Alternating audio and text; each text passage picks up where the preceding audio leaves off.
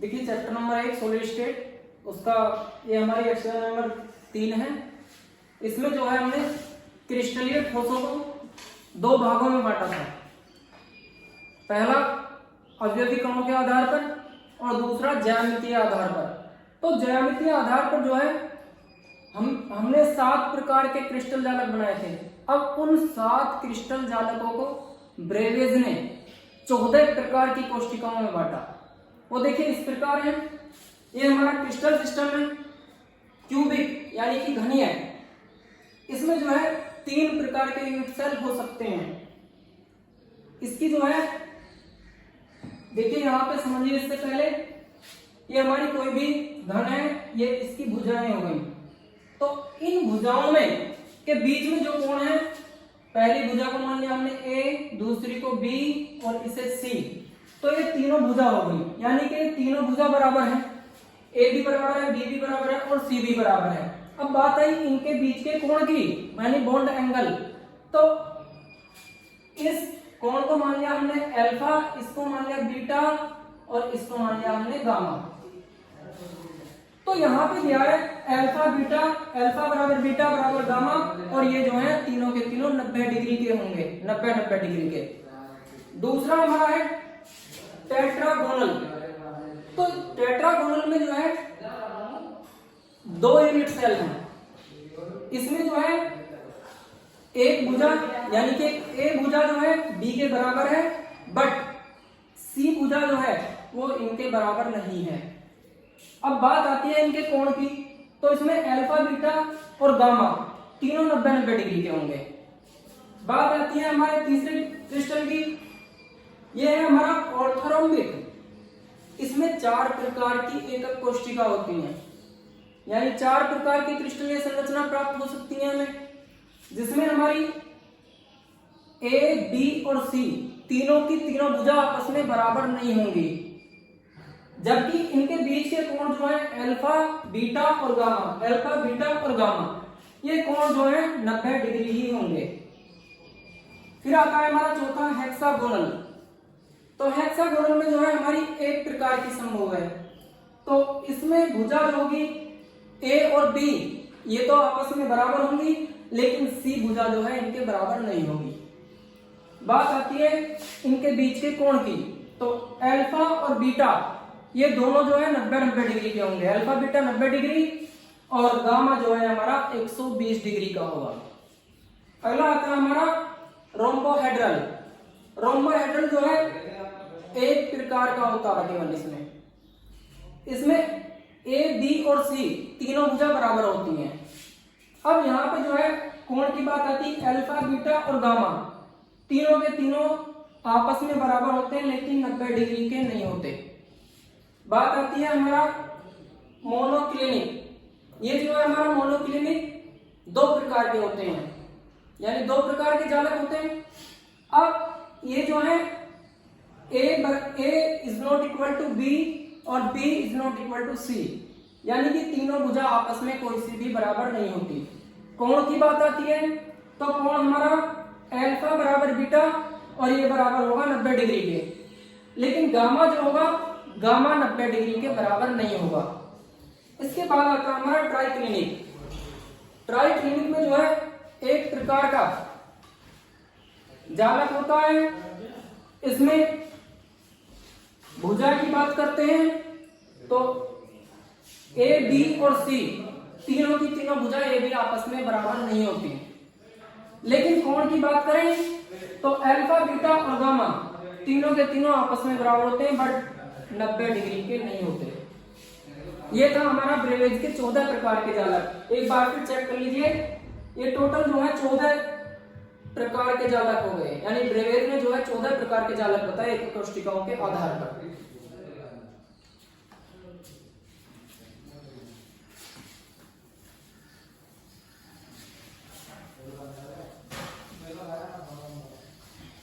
अब देखिए बात करते हैं एकक कोशिका या यूनिट सेल होती क्या है।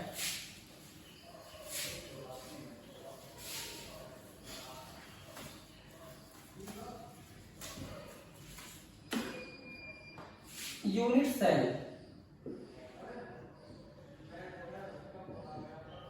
होती क्या है, कोई भी हमारा त्रिविमीय जालक है या त्रिविमीय आकाश है, उसमें जो है अवयवी कण यानी कि जिन कणों से वो मिलकर बना है, उन अवयवी कणों को मिलाने पर, जैसे सपोज करो ये कोई हमारे अवयवी कण हो गए, इस तरह से अवयवी कणों को मिलाने पर जो बार बार पैटर्न की पुनरावृत्ति होती है यानी बार बार रिपीटिंग होती है, तो उसकी जो एक भाग है वो हमारा एकक कोशिका कहलाता है, उसकी एक इकाई यानी कि। जैसे देखिए यहां से इन अवयवी कणों को हम इस प्रकार से मिलाएं, मिलाते चले जाएं, तो देखिए बार बार पुनरावृत्ति हो रही है, बार बार रिपीटिंग हो रही है। या कोई फर्श है, उसकी टाइल्स को देखें तो उनकी बार बार रिपीटिंग होगी। कोई फर्श है आपका, उसकी टाइल्स हैं, देखेंगे वो संपूर्ण की संपूर्ण पूरे का पूरा फर्श तो एक लगेगा, लेकिन जब हम उसे देखेंगे तो उसमें बार बार एक टाइल के बाद एक, एक के बाद एक, उसी ऑर्डर में रिपीटिंग होती चली जाती है। तो उसका जो एक भाग है वो हमारा एकक कोशिका या यूनिट सेल कहलाएगा।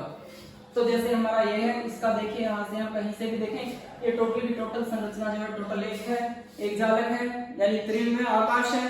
अब इस आकाश के इसके अंदर जो है हमारा बार बार इस तरह से रिपीटिंग होती जा रही है।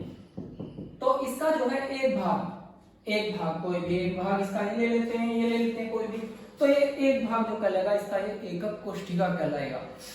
अब बात आती है एकक कोशिका के प्रकार यानी टाइप्स ऑफ यूनिट सेल्स।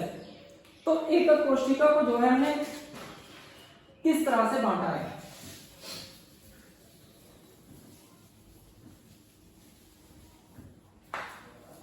देखिए एकक कोशिका हमारी दो प्रकार में, दो में बांटी है। एक तो सरल घनीय यानी कि नंबर एक ले लेते हैं हम, सरल घनीय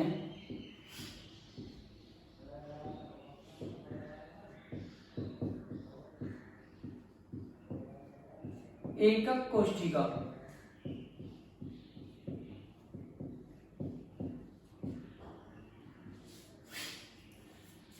और दूसरा है हमारा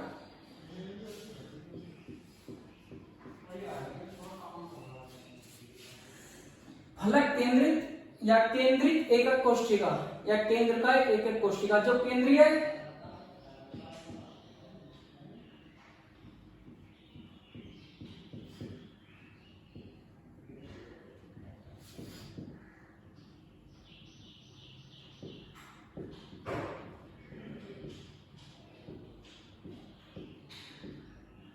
केंद्रीय एकक कोशिका है, इसे हमने दो भागों में बांटा। दो भागों में बांटा इसमें हमारा एक तो है हमारा फलक केंद्रित यानी कि फलक केंद्रित एकक कोशिका,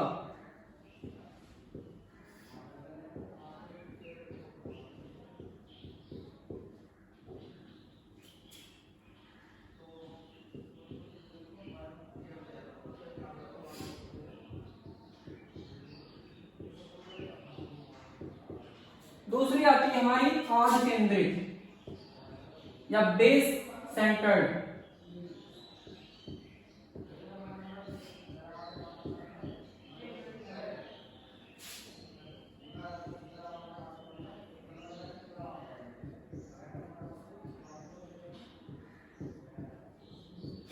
अब इन्हें समझना है। देखिए सरल घनीय एकक कोशिका क्या होती है, देखिए ऐसी कोशिका जिसमें अवयवी कण केवल कोनों पर उपस्थित हो, केवल कोनों पर उपस्थित हो, वो हमारी कहलाती है सरल घनीय एकक कोशिका। तो देखिए कोई भी हम इसकी स्ट्रक्चर बनाते हैं,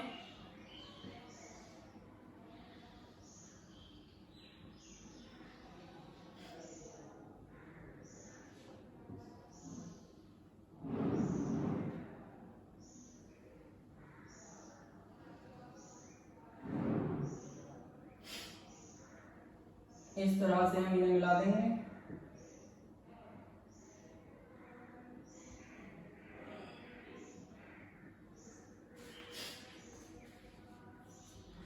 तो इसमें जो है अवयवी कण, बात आई अवयवी कण की, यानी कि जिन कणों से मिलकर बनी हुई है। तो देखिए ये केवल इसके कोनों पर उपस्थित होंगे, ये कण केवल यानी कोणों से अलग में इस पे कोई कण उपस्थित नहीं होगा। तो ये हमारी कहलाएगी सरल घनीय एकक कोष्ठिका। अब बात आती है केंद्रीय एकक कोष्ठिका की। तो केंद्रीय एकक कोष्ठिका देखिए, केंद्रीय का मतलब जब कोणों के अतिरिक्त उस कोष्ठिका में अवयवी कण कहीं किसी और स्थान पर भी उपस्थित हो, यानी कोणों पे तो हो ही होगा, लेकिन उससे अलग जो है उसके किसी भी स्थान पर उपस्थित हो, तो ऐसी कोष्ठिका हमारी कहलाती केंद्रित एकक कोष्ठिका। अब इस कोष्ठिका को हमने दो भागों में बांट लिया। एक हमारा फलक केंद्रित एकक कोष्ठिका, या इसे इंग्लिश में कहते हैं फेस सेंटर्ड यूनिट सेल, या एफसीसी बोलते हैं इसे शॉर्ट में, इसे बोलते हैं हम एफसीसी। और इसे ये है हमारी आधि केंद्रित, इसे बोलते हैं हम बीसीसी। तो देखिए फलक केंद्रित की बात आती, तो ऐसी एकक कोष्ठिका जिसमें अवयवी कण कोणों के अलावा उसके प्रत्येक फलक के केंद्र पर उपस्थित हो, यानी फलक यानी कि फेस उसके। अब देखिए ये हमारी एकक कोष्ठिका है, इसे ले लेते हैं हम एग्जांपल के लिए इसी। तो कोनों पर तो उपस्थित है। अब इसने बात करी है कि फलक केंद्रित यानी कि प्रत्येक फेस के केंद्र पर उपस्थित हो।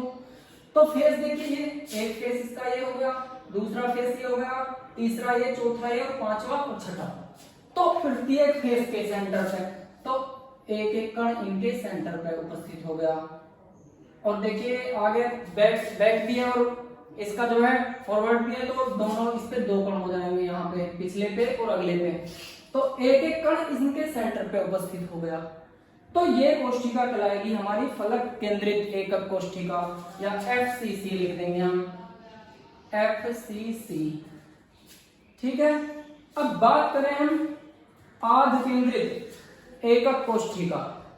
आध केंद्रित का मतलब प्रत्येक जो फलक के ये हैं इनके प्रत्येक के एक दूसरे के विपरीत फेस पर, यानी कि इस फेस पे इसके इनके विपरीत एक दूसरे के